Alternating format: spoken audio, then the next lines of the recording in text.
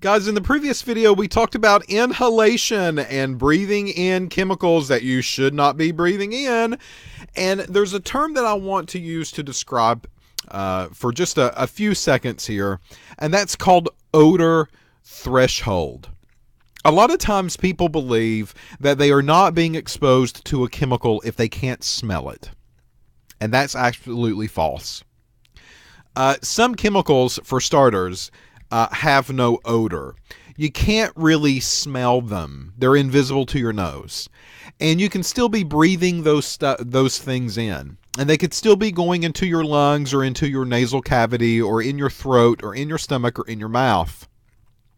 So you are still getting exposed to that chemical. It's just somewhat invisible to you.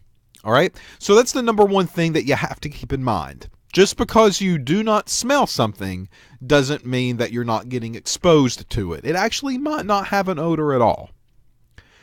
All right, well, the next thing is the odor threshold, because if it does have an odor, then two things can happen. You're going to smell it. The concentration that you will smell it, though, will be different. And if something has a low odor threshold, what that means is that you will smell it immediately. All right? As soon as this stuff turns into a vapor, as soon as it begins to fill up the room, you are going to smell that chemical being present. So a very low concentration. A bracket X is what I use shorthanded for concentration, and very low concentrations needed here. You don't need a lot, and your nose is going to be sensitive enough to pick that up. The next one, of course, is what we would call a high odor threshold. And a high odor threshold means that it takes quite a bit. The concentration needs to be very great in order for you to smell it. Sometimes this exposure, this chemical, will fill up the entire room, and it will be there for minutes or maybe an hour or two before your nose will be able to pick it up. So a lot of people would think, well, why can't we look at some type of physical or chemical property that relates maybe an evaporation rate on a chemical? So we will know going into this, how fast does it evaporate on me? How fast does it go up into the air? Because if I have a clue about how this thing is going to evaporate and volatilize, then I'll have a better understanding of that chemical property, and I can maybe help not expose myself to it. Well, that's a very good idea, but that's just an idea. It doesn't actually work like that in real life. Very few things work the way it does in a textbook in real life. So let's talk about why. Why are these thresholds so finicky? Well, first I want you to understand that all labs are designed a proper way. And when they are designed, they are made to prevent any type of gas from leaving that room. You might not ever realize that. But there's a thought process that goes into a laboratory space. Meaning that when you open the door from the hallway and you walk into a laboratory room, there's measures that have to be in place that prevent any type of chemical from leaving the laboratory space and going into the hallway that you just came from. And one of those measures that we're going to talk about right now is called air pressure.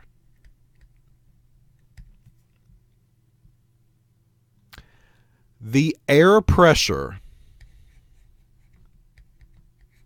in the lab is negative to the hallway. So let's say that you're walking down the hall, you open up the door, and you walk into the lab. And there's people in that laboratory that's working with a very volatile substance. They're trying to keep it under the hood. They're trying to keep the exposure minimum. But there are regulations in place for all laboratory spaces that prevent that volatile or that gas substance from leaving the lab. And air pressure is one of those. And what happens is that the lab pressure is negative compared to the hallway. So that means every time you open up the door, because this air pressure is negative in comparison to the hallway, that when this door opens, a rush of air comes through the door and it goes into the lab. Think about going into the Walmart doors on a hot summer day. All right? You walk up to the front doors, the sliding doors open up, and you feel that fan that's basically blowing on your face when you walk through the door. But after you walk through the entry, the fan is no longer present. What's the purpose of that fan? Have you ever thought to at least think about that? What's the purpose in it? It's not to cool you down when you come into the store. It's to prevent all of the hot air from coming into the front of the store. So that fan, that constant breeze, is helping push the hot air out of the building every time that door opens. The same thing is happening here. It might not be in your face, but the same thing's happening here. Every time you open the door to the lab, there is a constant flow of air that goes from the hallway into the laboratory space.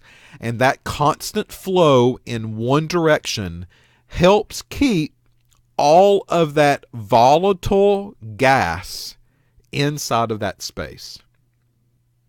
But the only way that it works is if the lab air pressure is negative compared to the hallway. In addition to that, there's often going to be hoods in a laboratory. The purpose of the hood is to take those noxious fumes, the volatile vapors, out of the room. We do not want it to go into the hallway.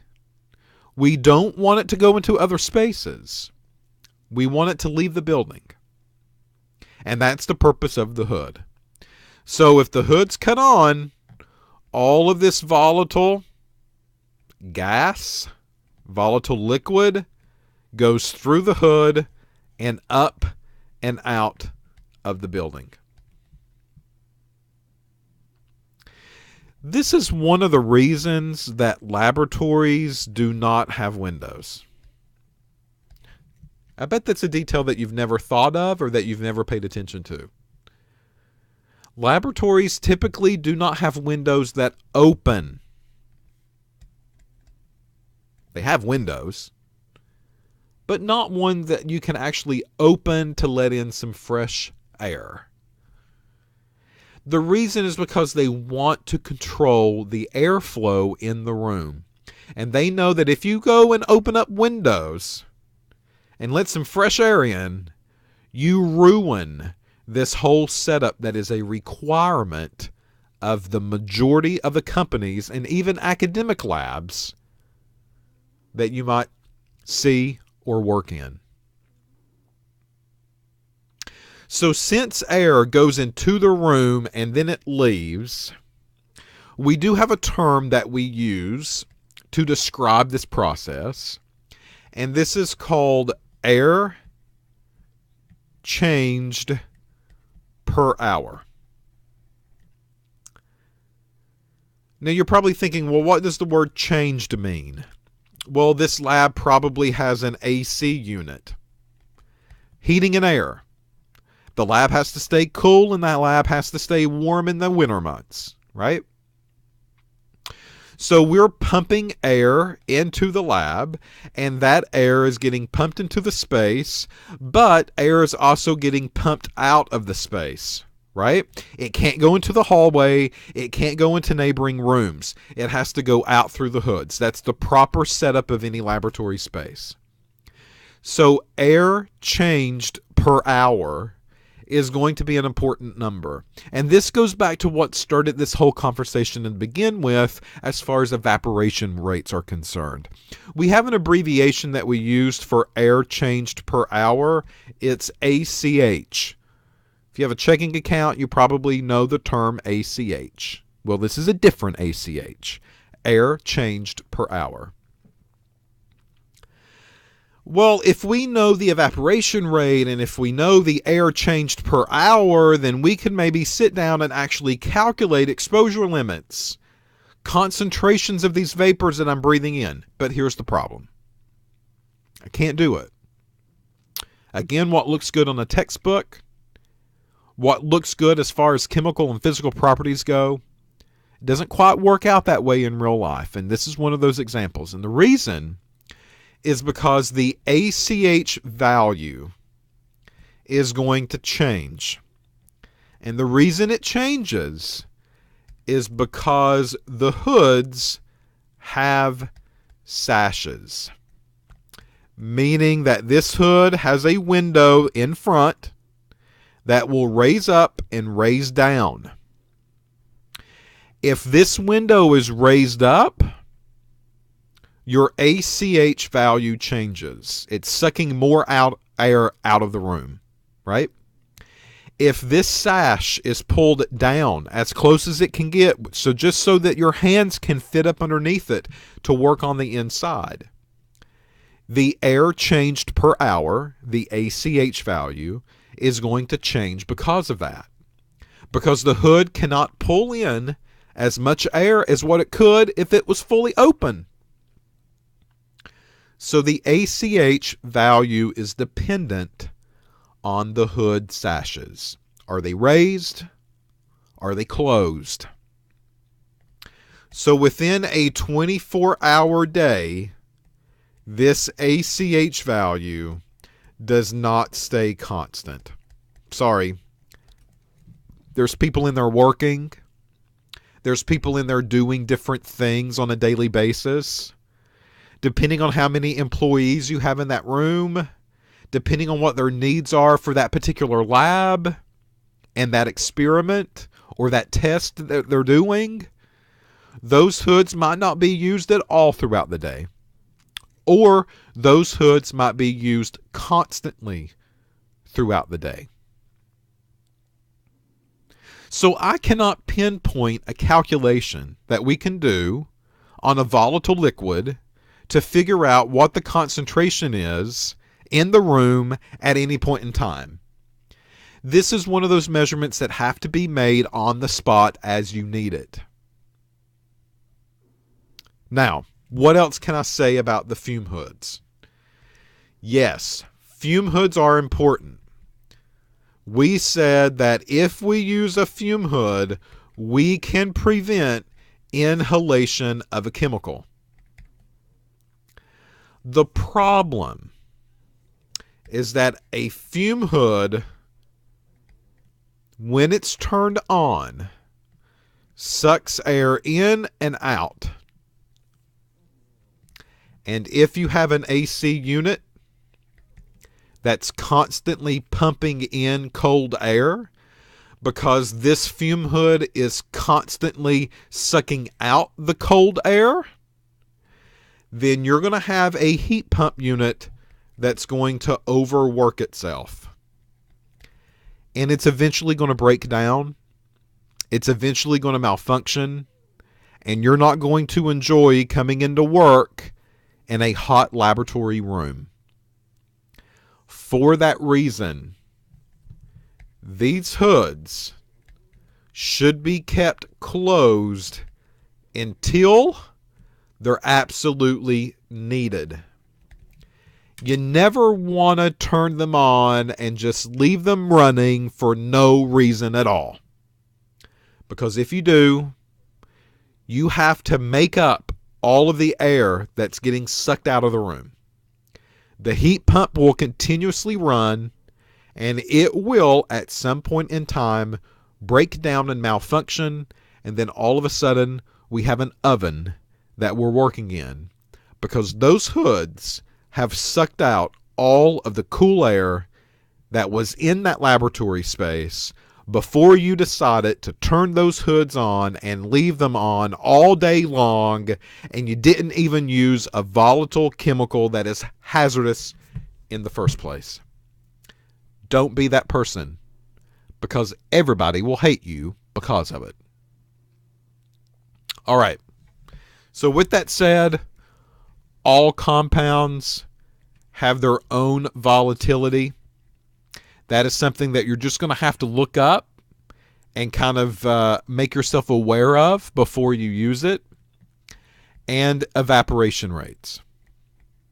Even if you know the volatility and the evaporation rates of a gas or a liquid or a solid, whatever the case is, that doesn't mean that you can do anything with it.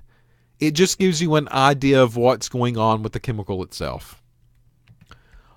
All labs have their own ACH values that they have implemented that they would like to stay constant. But even those constant values are not constant. They're going to change throughout the day. And that's depending on the fume hood use. So it is very difficult to calculate air exposure. You can't do it. It's going to be almost an act of God in order to get these values out. It's very, very difficult. So here are the general guidelines that we would like for you to follow as an entry-level employee or as an entry-level student. You're always going to cap open bottles. Never leave the cap off, please. Not only does the cap prevent contamination, but the cap also prevents these liquids from evaporating and going into the air for you to breathe in and increasing your rate of exposure. The safest concentration of anything is 0. We don't want exposure to it at all. And by putting a cap on an open bottle, you're helping that concentration become 0 in the air. Now, we also encourage you to keep the lid on all solids as well. And the reason is because solids, like we've talked about before, can actually be part of dust or these really tiny particles that go up into the air that you can then breathe in. So just because it's a solid doesn't mean that you can't breathe it in the lab. So we encourage you to keep the lid on those, not only for the small particles that could get released into the air that you will breathe in, but solids also, some of them, have a tendency to absorb moisture. You do not want that to happen. You don't want it to gain water weight. You don't want that chemical to change. Leaving a lid on it will prevent that from happening. Some solids can also sublime. And sublime basically means going from a solid directly to a gas if it's allowed to do so. Think of dry ice. Dry ice sublimes. It is a solid chunk, and if you allow that thing to come to room temperature, it automatically skips the gas phase and it goes to, or it skips the liquid phase and it goes to the gas phase. Directly changes from a solid to a gas. Well, by keeping a lid on that type of material, you can prevent sublimation from occurring. And then finally, it prevents spills, right? The same thing happens with liquids. Keeping a lid on it prevents the spills from happening. And that's exactly what you do not want to happen in a lab, is for things to spill over and for you to clean it up. Because if you're worried about exposure, the chances of exposing yourself to that chemical now in a cleanup is going to be even greater. So that's a little bit about inhalation. In the next video, we're going to continue on with routes of exposure, and we're going to talk about skin. The skin is a very good protective layer around you, but the skin also has some problems. And we need to talk about those problems and how we can prevent that exposure from going on.